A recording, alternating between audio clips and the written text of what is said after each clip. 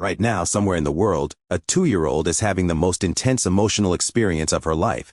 She's at the ocean for the first time. The wave hits her feet. She screams, she laughs. Her whole body shakes with something her brain has never processed before. Her mother picks her up. She buries her face in her mother's neck. The salt air, the sound, the warmth, the shock, all of it flooding her senses at once. In 20 years, she will remember absolutely nothing about this moment. Not the wave, not her mother's smell, not the sound, nothing. And here's what makes this genuinely disturbing. It isn't because her brain was too undeveloped to record it. Neuroscience now knows that it did record it. The memory formed. It existed. Something came and erased it. The question is what? And the answer, when you actually trace the science, is one of the strangest stories in the entire history of the human mind. Think about the earliest memory you actually have. Not something you were told happened, not a photograph you've seen so many times it feels like a memory. A real one, something you genuinely remember experiencing. For most people, that memory lands somewhere between 3 and 4 years old. A birthday, a car ride, a room in an old house. Everything before that, gone. And we treat this fact like it's completely normal, like it's obvious. Of course, babies don't remember things. They're babies. But here's where that assumption falls apart. Babies are not passive. They are some of the most intense learning machines on the planet. From the moment they arrive, they are absorbing patterns, tracking faces, recognizing voices, building emotional associations. A newborn, hours old, will already turn its head toward the sound of its own mother's voice over the voice of a stranger. That's not instinct, that's recognition, that's memory. In the 1980s, developmental psychologist Carolyn Rovi Collier at Rutgers University ran a simple experiment that changed how scientists thought about infant cognition. She tied a ribbon from a baby's foot to a colorful mobile hanging above the crib. The babies, some as young as 2 months old, figured out within minutes that kicking made the mobile spin. They loved it. They kicked like crazy. Days later, she brought those same babies back. She put them under the same mobile. Without any prompting, without any relearning, they started kicking. They remembered. 2-month-old infants retained a physical, behavioral memory for days. 6-month-olds held the same memory for weeks. The infant brain, far from being a blank slate, was actively learning, actively storing, actively retrieving. So why does it all vanish? This is what's called infantile amnesia. And for most of the 20th century, it had no good explanation. People assumed it was a storage problem, that infant brains were just too primitive to hold anything down. But Rovi Collier had already proven that wrong. The babies weren't failing to form memories. The memories were forming just fine. Something else was happening to them. To understand what actually happens, you need to understand what a memory really is at the level of the brain. Memory is not a file.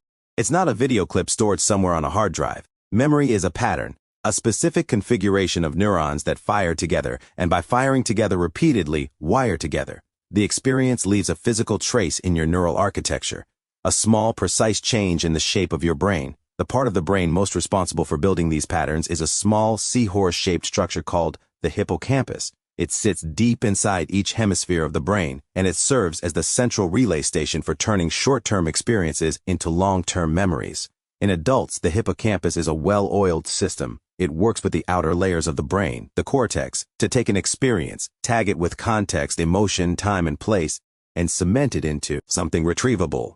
In infants, the hippocampus exists, but it is nowhere close to operational. The key subregions of the hippocampus that allow long-term memory formation, particularly an area called the dentate gyrus, which acts as the front gate through which new memories pass, aren't fully developed until somewhere between ages 2 and 4. The wiring between the hippocampus and the cortex is still being laid. The infrastructure doesn't exist yet to anchor memories to the permanent architecture of the brain, so that's part of the answer. But only part, because in 2014, 2 neuroscientists in Toronto stumbled onto something nobody expected, and it reframed the whole picture. Sheena Jocelyn and Paul Franklin were working at the hospital for sick children when they started asking a question that seemed almost philosophical. What if the process of building the brain is the very thing that erases its memories? Here was their hypothesis. In the first years of life, the hippocampus is undergoing neurogenesis, the rapid production of brand new neurons at a rate that will never be matched again in a human lifetime. This neurogenesis is not a bonus feature. It is the construction of the brain itself. These new neurons are flooding in and integrating into existing circuits, forming the connections that will define the brain's architecture for the next 80 years. But Jocelyn and Franklin suspected there was a cost buried in this process. Every time a new neuron joins an existing circuit, it reshapes that circuit. It shifts connections. It alters the pattern. And if a memory is a pattern, a precise configuration of neural connections, then something that constantly reshapes those connections is, by definition, rewriting the memory. They tested this in mice. When they artificially elevated neurogenesis in adult mice, essentially forcing the adult hippocampus into a baby-like state of rapid growth, those adult mice began forgetting things they had previously learned. Memories that had been stable simply disappeared. Then they ran the reverse experiment. When they chemically suppressed neurogenesis in infant mice, slowing down the building process, those infants held on to their early memories far longer than normal. The conclusion, published in the journal Science, was as elegant as it was unsettling. Your earliest memories weren't lost because your brain was too weak to hold them. They were lost because your brain was too busy building itself. Every new neuron that wired in disrupted something that was already there. The construction crew was simultaneously the demolition crew. You were not failing to create a childhood. You were having one. Then your own growing brain overrode it. But there's something even deeper than neuroscience happening here. Something almost philosophical. Even if the hippocampus had been fully developed from birth, even if neurogenesis hadn't been erasing circuits as fast as they formed, there's a fundamental reason why autobiographical memory couldn't have existed in your earliest years. You didn't know you existed. Autobiographical memory, the kind where you are the narrator, the protagonist, the one to whom things happen, requires something most adults never think about, a continuous sense of self, an understanding that you are a distinct being moving through time and that your experiences are yours. That understanding is not built in, it develops slowly, and it arrives much later than most people assume. Developmental psychologists have a classic test for this called the mirror test. Put a small dot of color on a child's forehead, place them in front of a mirror, and watch what happens. Before around 18 months of age, children treat the reflection as if it's another person, another child in the room. They may reach out toward the mirror. They don't connect the image to themselves.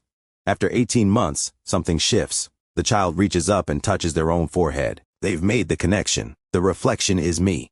This moment, the emergence of self-recognition, lines up almost exactly with the earliest age at which autobiographical memory can form. Not because the mirror causes the memory, but because both are signs of the same underlying development, the emergence of a self. Developmental psychologists Mark Howe and Mary Courage laid out this argument compellingly in the late 1990s. They proposed that, without a functioning sense of self, there is no organizing center for memory. Experiences happen, but there is no someone to whom they happen. No narrator packaging them into a story. No protagonist to remember. Think about what that means. In your first year of life, you were not you, not in the way you currently experience yourself. You were a being with sensations, emotions, impulses, and reactions, but there was no inner voice, no observer, no continuous thread of identity connecting moment to moment. The baby in your earliest photograph was not the beginning of your story. It was a different chapter, narrated by someone who no longer exists in any meaningful form, whose mind was literally rewired, rebuilt, and replaced by the version of you sitting here now. There is one final piece, and it connects neuroscience to culture in a way that should shift how you see your own past. Before language arrives, experience is stored as raw sensation, light and dark, warmth and cold, pleasure and pain.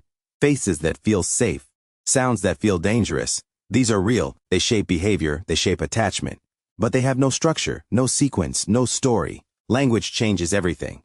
Developmental psychologist Catherine Nelson spent decades studying the relationship between language and memory in young children. Her finding was profound. Language doesn't just describe memories after the fact, it actively constructs them during the experience.